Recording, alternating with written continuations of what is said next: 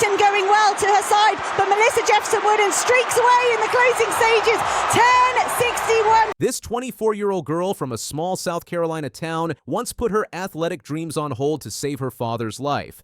7 years later, she just ran the fourth fastest time in women's 100-meter history and absolutely destroyed the best sprinters on the planet. On Sunday night at the World Athletics Championships, Melissa Jefferson-Wooden didn't just win the women's 100 meters. She completely destroyed the field with a performance that sent shockwaves through the athletics world. Running 10.61 seconds, she set a new championship record and became the fourth fastest woman in history. But this story goes way deeper than just fast times. 7 years ago, Jefferson-Wooden made a choice that changed everything.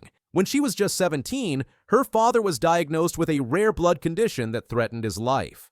Without hesitation, she stepped forward as a stem cell donor, putting her sporting dreams on hold for 2 years to save the man who raised her. That decision, made in a small seaport town called Georgetown in South Carolina, would shape the champion we saw dominating in Tokyo. Fast forward to 2025, and Jefferson-Wooden entered these world championships as the hunter, not the hunted. She'd never won an individual global title before, despite winning bronze at the Paris Olympics and helping Team USA claim gold in the relay. All season long, she'd been perfect in the 100 meters. Not once had she lost. Not once had she even run slower than 11 seconds. The girl from Georgetown had turned herself into an unstoppable force. The build-up to Sunday's final was intense. Jefferson-Wooden wasn't just running fast times randomly. She'd lowered her personal best by nearly 0.2 of a second this season after dealing with injuries in 2024. She'd completely changed her approach to training, working with a chef and even giving up her beloved Culver's burgers. Every detail mattered now. Standing in her way was a loaded field. Julian Alfred, the Olympic champion from St. Lucia, had been talking confidently about adding another gold to her collection. The defending world champion Sha'Carri Richardson was desperate to bounce back from a tough season. Jamaica's Shelly-Ann Fraser-Pryce, the 38-year-old legend with 10 world sprint titles, was making her final individual appearance before retirement. And then there was 21-year-old Tina Clayton from Jamaica, representing the next generation of Caribbean sprinting. The semifinal showed us exactly what was coming. While Alfred looked comfortable posting the fastest qualifying time, Jefferson-Wooden responded with the fastest semifinal time of 10.73, and she made it look easy. Richardson had her own drama, stumbling badly at the start and falling meters behind before using her famous top-end speed to qualify in third place. But Sunday's final belonged to one person from the moment the gun fired. Alfred actually had the fastest reaction time at 0.169 seconds, but something was wrong. She'd pulled her hamstring during warm-ups, and you could see it affecting her from the first few steps. Meanwhile, Jefferson-Wooden exploded from the blocks like she'd been shot from a cannon. By the 50-meter mark, she was in complete control. What happened next was pure domination. Jefferson-Wooden didn't just run away from the field, she floated away from them. As the race unfolded, it became clear that nobody was going to catch the American. She opened up a gap that kept growing with every stride. When Jefferson-Wooden crossed the finish line, the numbers on the scoreboard told the whole story. 10.61 seconds, a new championship record, the fourth fastest time in history. She'd beaten second place by 0.15 seconds, which is a massive margin in sprinting. For context, that's the second biggest winning margin in World Championships history. After the race, Jefferson-Wooden could barely contain her emotions. She admitted that once she got out ahead, the rest of the race felt like it went by in a blink of an eye. When she crossed the line, her first thought was simply, "Oh wow, I won." Then she saw her time and reality hit her. She'd just run 10.61 and become a world champion. The podium told the story of sprinting's changing landscape. Clayton took silver with a personal best of 10.76, becoming the youngest ever medalist in the women's 100 at a World Championships. At just 21, she proved that Jamaica's sprinting factory is still producing incredible talent. Alfred managed bronze despite her injury, running 10.84 and securing St. Lucia's first ever World Championships medal. Richardson, the defending champion, could only manage fifth place with 10.94. It was her first time under 11 seconds all season, but it wasn't nearly enough.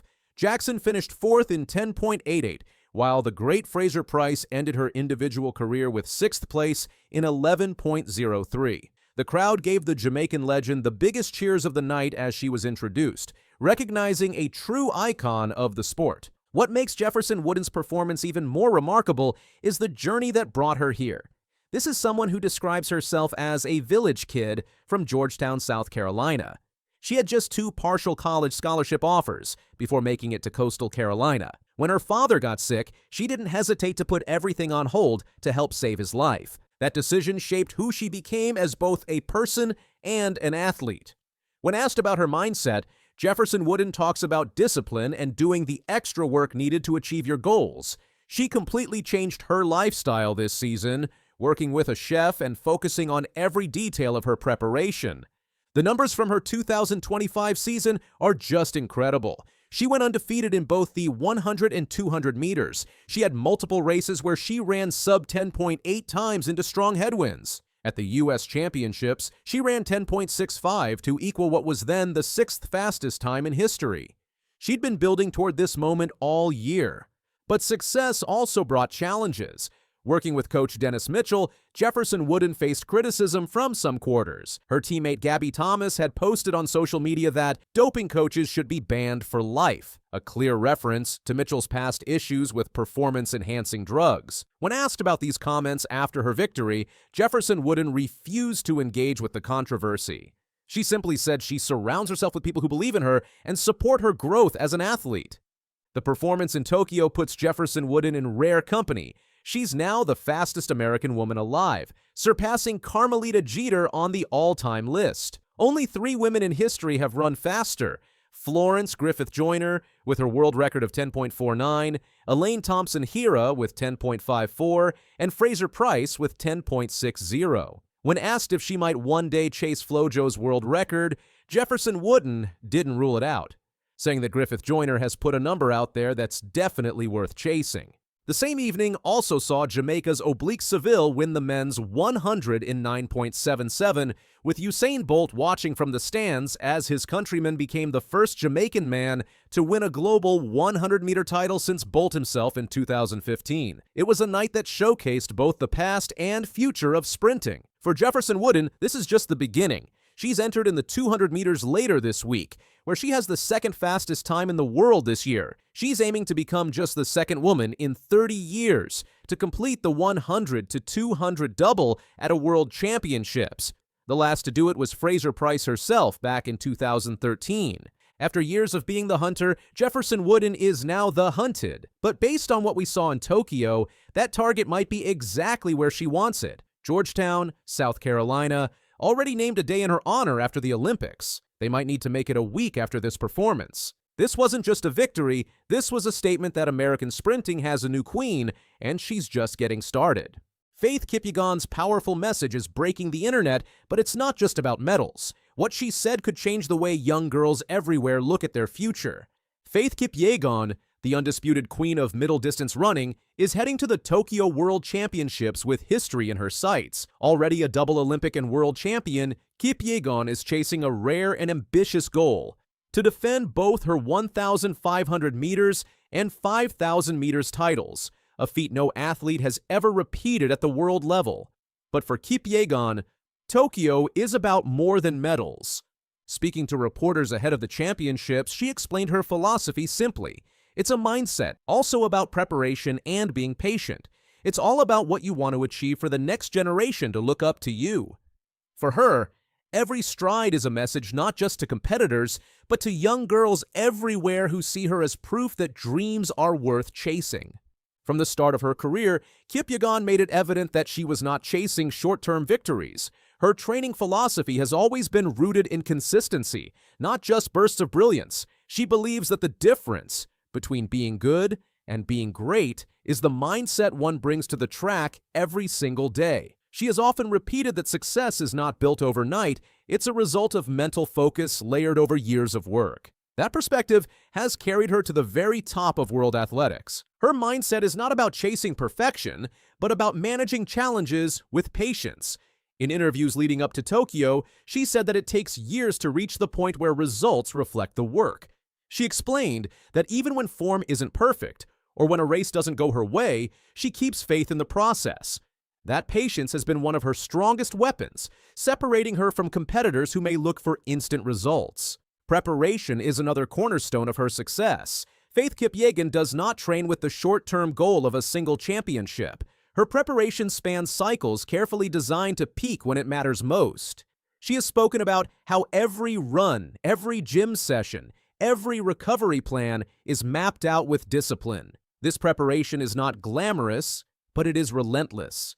It's what allows her to line up at the start line knowing that she has done everything possible to be ready. The results of that preparation have been historic. In 2023, she set the 1500-meter world record with a time of 3 minutes 48.68 seconds, a performance that stunned the athletics world. Breaking a barrier that had stood for years was not just about physical ability.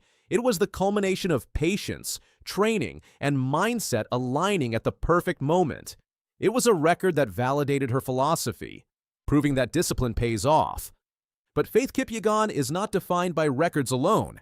At the Nike Breaking 4 event, she attempted to run a sub-4-minute mile, something no woman has ever done. She crossed the line in 4:06, falling short of the barrier. Yet what stood out was not the result, but her response. Instead of disappointment, she spoke about the courage to attempt it and how trying itself pushes the sport forward. Her message was that failure does not define champions' attempts. By daring to try, she created belief not only in herself, but also in other women who will attempt the same milestone in the future. Her story is also defined by resilience off the track. After giving birth to her daughter, many doubted whether she could return to her best. Yet she came back stronger, adding more medals and records to her name. She has spoken openly about that journey, emphasizing that motherhood is not the end of a career, but another chapter that requires balance and patience. For many women, especially young mothers, her example is powerful. She has shown that responsibilities and dreams can coexist. This comeback changed her relationship with running. She began to see competition as not just about herself, but about the message it carried. When young girls run up to her after races and tell her she inspires them, she takes that as seriously as a gold medal. She said it herself, knowing she has inspired others is absolutely amazing. For her, inspiration is as important as victory. What sets Faith apart is how she talks about limits. After her near miss at the Breaking 4 attempt, she explained that limits are only temporary. "We are not limited. If it's not me, it will be someone else," she said. That attitude transforms how fans see her. Instead of a superstar who wins everything, she becomes a pioneer, someone pushing barriers for others to break. In athletics, where records are constantly under threat, this mindset turns competition into collaboration across generations. She often reflects on her own beginnings. Growing up in Kenya, she ran barefoot in the fields before she had proper training gear. Those memories remind her of how far she has come and why she must remain an example.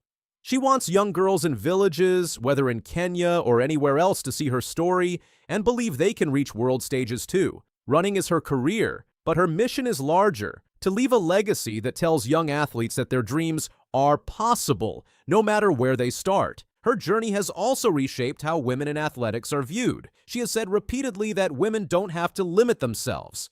Her records, her comeback, and her persistence prove that barriers can be broken, whether they are physical, social, or cultural. That message resonates beyond sport. It challenges traditions and stereotypes, especially in communities where young girls may not always be encouraged to chase ambitious dreams. The Tokyo World Championships are more than another competition for Kipyegon.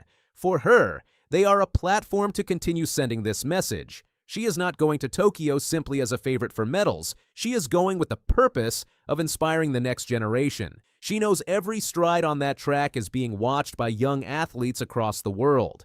She wants them to see that success is not just talent, but mindset, preparation, and patience combined. Her story matters because it is built on values that last longer than records. Records will eventually be broken, but the example she sets will continue to inspire. When she says she runs not just for medals, but for future generations, she is redefining what it means to be a champion. Her medals shine, but her message shines brighter. Faith Kipyegon's story is still unfolding, and Tokyo is another chapter. Whatever the outcome, her legacy is already secure. She has shown that patience is strength, preparation is power, and mindset is everything. She runs for herself, for her family, for Kenya, and most importantly, for every young girl who dreams of something greater. As she lines up in Tokyo, the world will watch not just a race, but a statement. Because when Faith Kipyegon runs, it is never only about the finish line. It is about proving that dreams, no matter how distant, are worth chasing. And for the generation watching, that may be her greatest victory of all.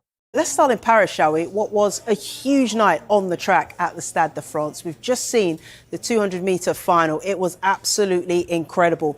All the pre-race talk was about this man, the 100-metre champion, Noah Lyles. But look how far back he is from the man that stormed to victory. They said he was quiet. They said he was humble. But one night in Paris, a sprinter from a small town in Botswana shocked the world. He didn't just win, he made history. How did this soft-spoken runner become one of the fastest men ever? The answer might surprise you. What made his win even more remarkable was the storm he had to fight through just to get there. Months before the Olympics, Lyle's mother passed away. The grief crushed him. He stopped training. He stayed in bed for days, unable to move, speak, or care about the sport that once gave him purpose. His teammates noticed. They came to his house. They begged him to come back to the track. Just stand by the side. Just watch. Slowly, something inside him began to shift. He started to jog, then sprint, then push himself harder than ever, because he realized something important. His mother would have wanted him to keep running, and he knew he had to make her proud. That fire inside him fueled every step in Paris, and when he crossed that finish line with history behind him, he didn't just win for himself. He won for Botswana. He won for every young athlete with nothing but hope and hard work. He became the first Olympic gold medalist in the country's history, and he did it with the world watching. But every champion has a challenger, and for Tebogo, that challenger was Noah Lyles. Lyles was no stranger to gold. He was the reigning world champion, the face of American sprinting, confident, fast, and full of flair. But just days before the 200-meter final in Paris, Lyles tested positive for COVID. He still ran, but his body had taken a hit. He finished with bronze, unable to keep up with Tebogo's explosive pace. It was a tough moment. For a man used to winning, it stung. But it also sparked something. A rivalry was born. Noah Lyles takes home a bronze medal at the Paris Olympics after testing positive for COVID. Lyles knew he had to come back stronger, and so did Tebogo. They both returned to training knowing their paths would cross again. That rematch came in Monaco during the Diamond League. It was the first real showdown since the Olympics. The air was thick with anticipation. This time, Lyles edged ahead, winning the race in 19.88 seconds. Tebogo came in just behind at 19.97. It was close, too close to call a true victory, but the message was clear. Lyles was back, and he wanted his crown. Tebogo didn't complain. He posted a picture of him and Lyles with the caption in Tswana, "Gwabe go Simolajul," which means, then it started. It wasn't just a race. It was the beginning of something bigger, a rivalry that would stretch far beyond the track. Next came Zurich, the Diamond League final. All eyes were on the two men.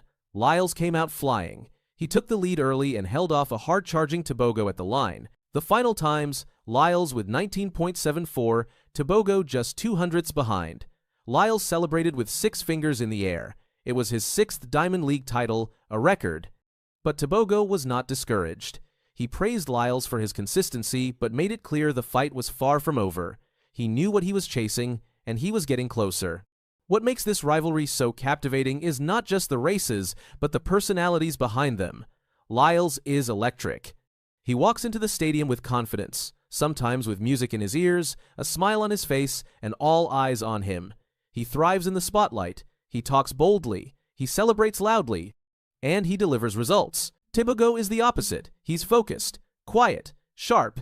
He says little, but when he speaks, it carries weight.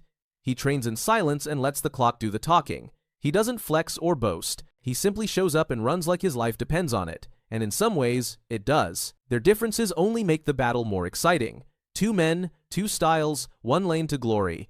And while they have respect for each other, they are not pretending to be friends. This is not a friendly competition. This is a real, burning rivalry built on pride, purpose, and a shared desire to be the best in the world. Tebogo's rise is a reminder that greatness can come from anywhere, from dusty tracks, from deep pain, from silent belief.